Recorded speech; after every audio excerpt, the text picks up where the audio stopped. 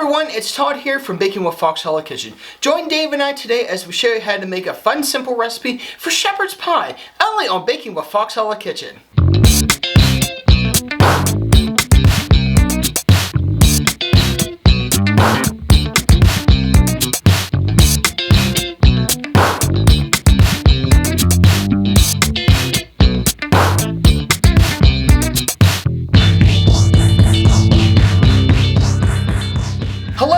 Foxholler fam, I'm Todd. And I'm Dave. And welcome to Baking with Foxholler Kitchen.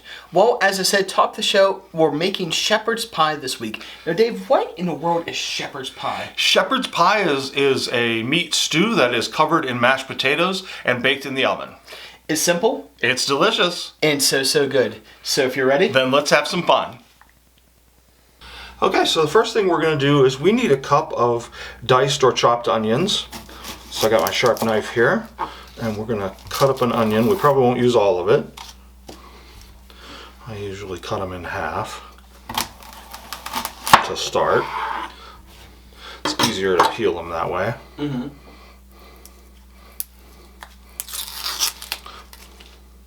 Now Dave, if you think about it, how long have we been saying we've been wanting to make shepherd's pie? It's been a while.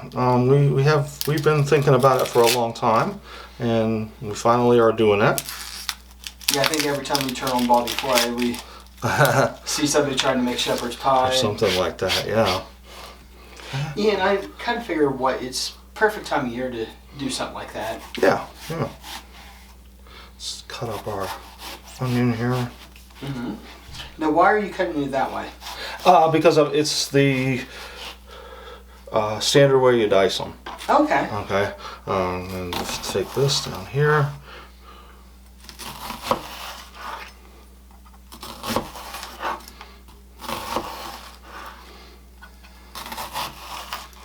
And then you can just slice them across like that.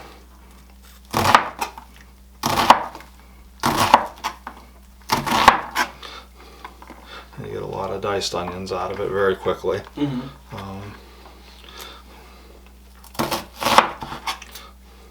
Okay.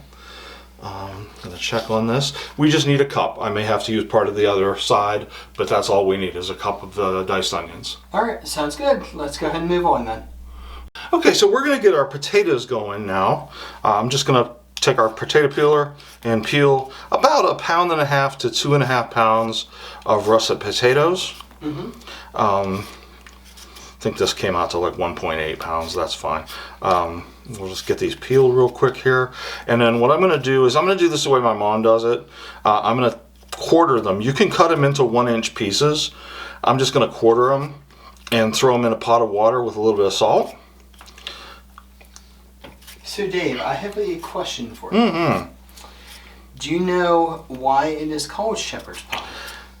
It is called shepherd's pie because it is traditionally made with lamb. So it's named after the shepherds. They use lamb, that's why it's called shepherd's pie. While on the flip side, cottage pie uses beef. Ah, okay. So that is your did you know fact for the day. Did you know? Ding, ding, ding, ding. Okay, and then I am going to quarter these. Like I said, you can cut them into little 1-inch pieces. I wouldn't make them any smaller than that because you'll end up disintegrating your potatoes and you won't have any left to mash. I'm just going to quarter them like this, put them in a pot of salted water.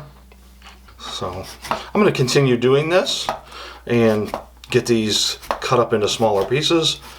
And then we'll move on. Okay, sounds great. Okay. Alright guys, now that Dave has cut up the vegetables, we're going to go ahead and set our oven here to medium-high heat. We're going to add a little bit of oil to our pan here. And then the onion that he cut up here so nicely, we're just going to go ahead and get all the onions nice and softened. Very, very fragrant onion. Mm-hmm. So, alright guys, our onions are looking awesome. So what I'm going to go ahead and do is, how much lamb do we got here, Dave? 1 pound. I'm going to go ahead and add that to our mixture here. Just breaking it up. And I'll be honest, Dave, you know as well as I do, I've been wanting to do a recipe with lamb for how long? Oh, it's been a while. We haven't done really lamb that much. So Yes. So yeah, so I'm gonna go ahead and cook this lamb off here, and then we'll go ahead and move on. Okay. All right, guys. Now that we've got our lamb broken up here and cooking slowly here, I'm gonna go ahead and add some seasonings, which Dave has measured out here for me. What do we got here first, Dave? 2 teaspoons of parsley. Okay. Next up, we got Teaspoon of rosemary. 1 teaspoon of thyme leaves. Half teaspoon of pepper. And a half teaspoon of salt. okay, and we're just gonna work this here in to our mixture. Okay.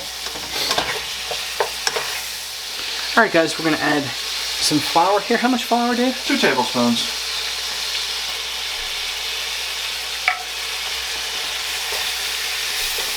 We mix this in until we get it added to our mixture here. And then you said we're gonna add some tomato paste as well, correct? Yes, also 2 tablespoons of tomato paste. Okay, I think that looks good. looking pretty good there.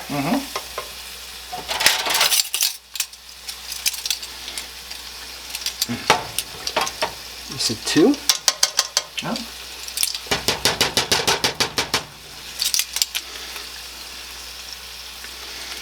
And to our friend Doug over at PCB, yes, we are using actual measurements for our ingredients, so I know he tends to cringe whenever he sees us using the different containers, so. Okay. Just get that all mixed in. It's starting to stick a little bit here, but I think that's okay.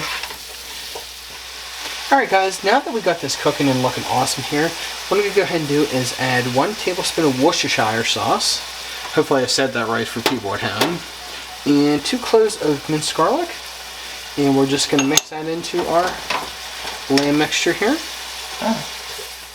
Alright guys, now that we got our meat cooking pretty good here, I'm going to go ahead and add some veggies here. We're going to add a cup of frozen peas and carrots.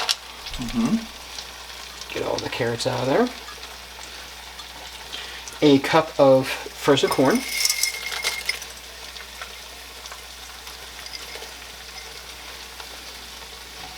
And then a cup of beef broth. Got a little tongue-tied there. Okay.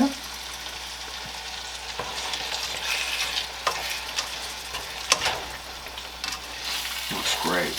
Yeah, that looks awesome. And we're just going to simmer this for 5 minutes then. Okay. Well, this definitely looks awesome. So we're definitely going to go ahead and take this off the heat here.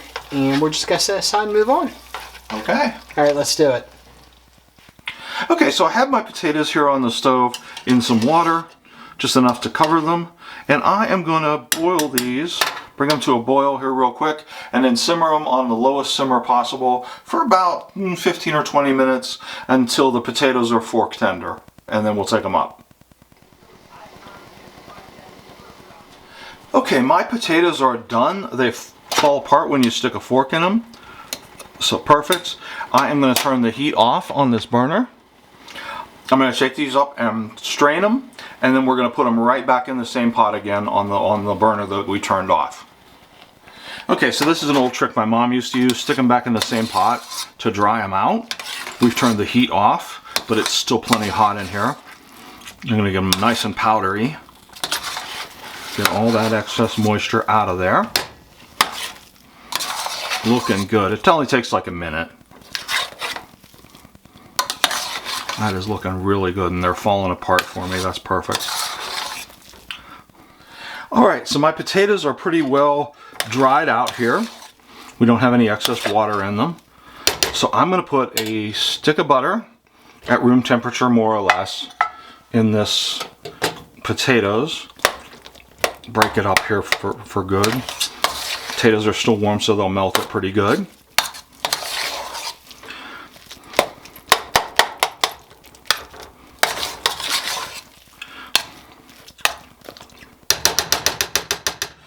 To that, I'm going to add a half teaspoon of garlic powder, half teaspoon of salt, and just a 1/4 teaspoon of black pepper. I'm just going to stir this all in here to get those seasonings well mixed in.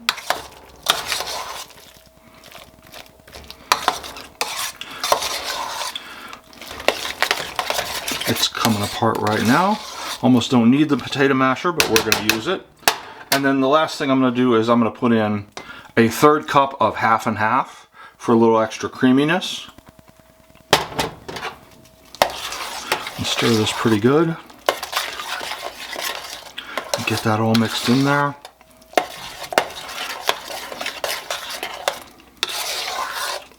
And these potatoes are really creamy. Okay, and I'm going to mash the rest of these with my potato masher and get them nice and creamy.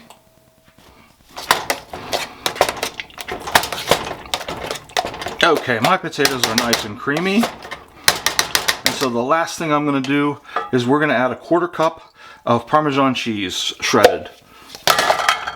And we're going to mix that all in and just stir it in.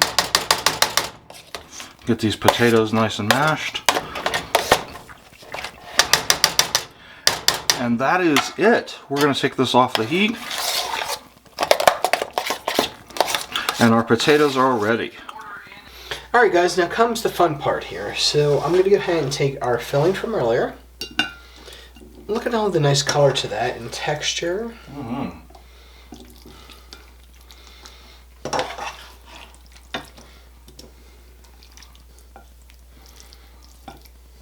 Okay. Just flatten it out pretty good and we are going to move on. Okay, sounds good.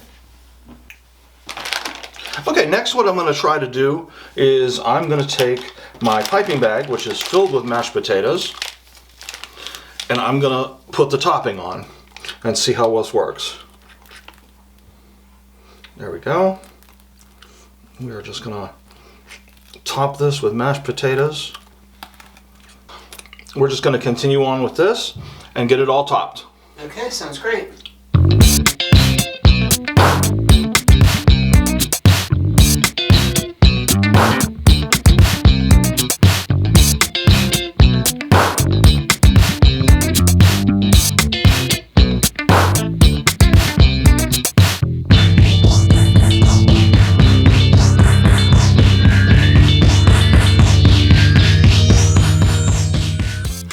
Up today, we want to thank you all for joining us and encourage you to check out our friends and support channels listed in the description below.